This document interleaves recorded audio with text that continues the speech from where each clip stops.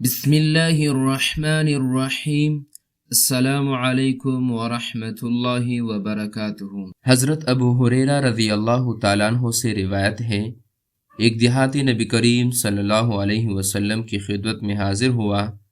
نبی کریم صلی اللہ علیہ وسلم نے اسے دریافت فرمایا، کیا تمہیں کبھی بخار ہوا ہے؟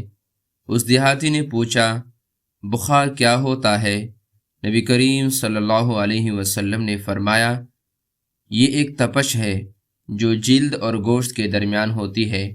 اس نے کہا، مجھے کبھی ایسی حالت پیش نہیں آئی۔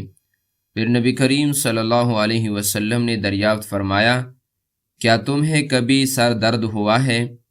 اس نے پوچھا، سر درد کیا ہوتا ہے؟ نبی کریم صلی اللہ علیہ وسلم نے فرمایا، یہ ایک رگ ہے جو انسان کے سر میں ضرب لگاتی ہے۔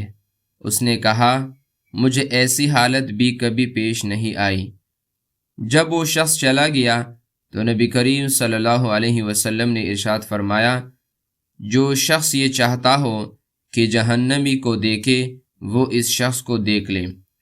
حضرت علی بن عمر بن علی اپنے والد کے ذریعے اپنے دادا سے روایت کرتے ہیں کہ نبی کریم صلی اللہ علیہ وسلم نے ارشاد فرمایا، اجر کے اعتبار سے سب سے بڑی عیادت وہ ہے جو سب سے مختصر ہو، اور تعزیت ایک ہی بار کی جاتی ہے۔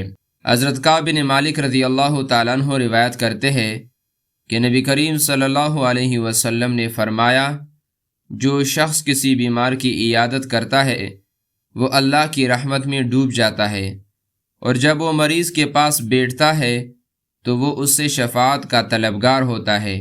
اگر اللہ نے چاہا تو تم رحمت میں شفاعت چاہو گے۔